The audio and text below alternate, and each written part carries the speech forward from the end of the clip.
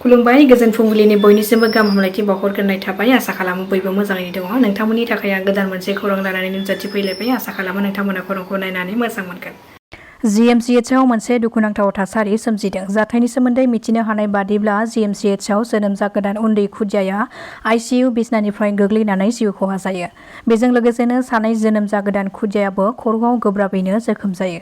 सुलुंनिफ्राय मिथिनो हानाय बादिब्ला बे जोनोम जागोदान खुदियाफोरखौ गंसे बिसनायावनो साब्रै खुदियाफोरखौ दोनदोंमोन। बेयावनो साब्रै खुदियाफोरनि मादाव साथाम खुदियाफोरा जोब्राबनानै बिसनानिफ्राय हायाव गोग्लैयो, जेराव सासेया जायगायावनो जिउ खहा जायो आरो सानैया खर'आव गोब्राबैनो जोखोम जायो।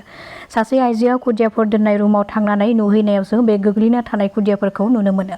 बे जाथायखौ लानानै दायो खुदियानि जिउ खहा जानाय बिमा-बिफाया नार्सफोरा मोजां रोखोमै जोथोन लायै आरो गंसे बिसनायावनो साब्रै खुदियाखौ दोननायनि थाखायनो बे गिख्रंथाव जाथाया जादों होननानै दाबि खालामदों।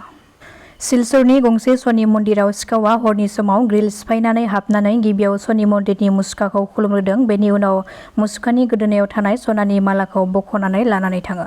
बे सिखाव खावनाया CCTV फुटेजनि गेजेरजों रोखायै सेबखांजादों, जेराव बेनि उनावनो पुलिसआ गहेना खावनानै लांग्रा सिखावखौ 24 घन्टानि गेजेरावनो संदाननानै काछार पुलिसआ सानै सिखावखौ खानो हायो। खाजानाय सिखावफोरखौ अनिक दास आरो गुबुन सासेखौ पल्लब दास होननानै सिनायथि होदों। BTRआव फिन सोमजिदों हिंसायारि जाथाय। BTCनि मावफुं सोद्रोमा निलुत सरगियारिया सिमलिगुरि गामिनि लामा बानायनो गायसननाय अन्थाइ खाम्फाखौ सोरबा दुथां सुबुंफोरा सिफायनानै गालांदों।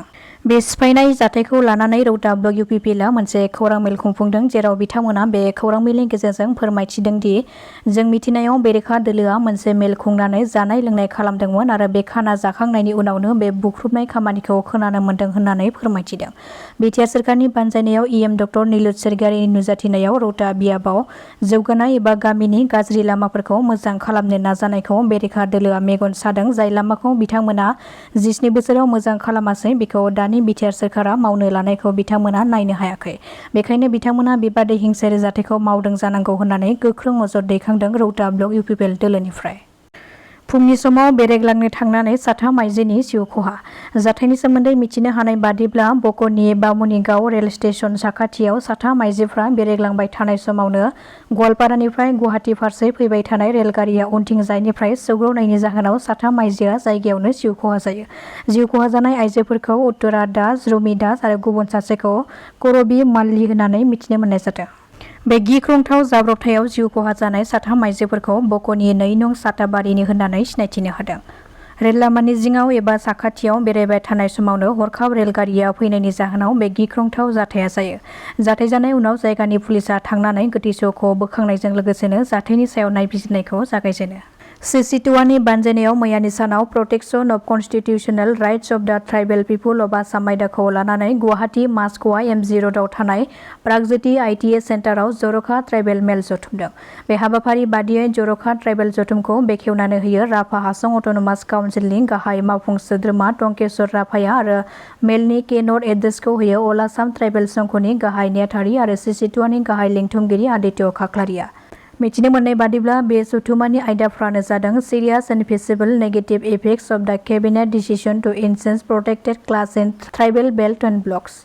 बेनि अनगायैबो inclusion of autonomous council into 6th schedule of the Indian constitution and granting autonomy to other recognised scheduled tribes of Assam.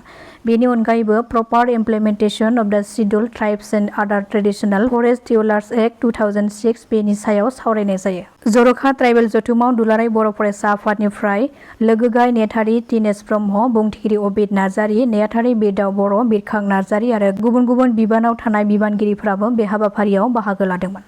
चिरांनि बिजनीआव गिख्रंथाव लामा जाब्रबथाय। चिरांनि बिजनी फानबारि लामानि मटियापाड़ा दालांनि साखाथियाव मोनसे गिख्रंथाव लामा जाब्रबथाय जादों। जाथायनि सोमोन्दै मिथिनो हानाय बादिब्ला गंसे AS19V2157 नम्बरनि MS200 बाइक आरो गंसे साइकेलनि गेजेराव सौग्रावलायनायनि जाहोनाव बे गिख्रंथाव लामा जाब्रबथाया सोमजिदों, जेराव सानै सुबुंनि जायगायावनो जिउ खहा जानायजों लोगोसे सासेया गोब्राबैनो जोखोम जायो। जिउ खहा जानाय सानैनि मादाव सासेखौ पुब खामारपारानि जुरनालि 50 बोसोर बैसोनि आरो गुबुन सासे जिउ खहा जानाय आरो जोखोम जानायखौ नाथाय दासिमबो रोखायै मिथिनो मोननाय जायाखै। दासिमनि खौराङा एसेनोसै। नोंथांमोना खौरांखौ नायनानै मोजां मोनदोंब्ला चेनेलखौ साबस्क्राइब खालामनानै लानो हागोन। गोजोन्थों।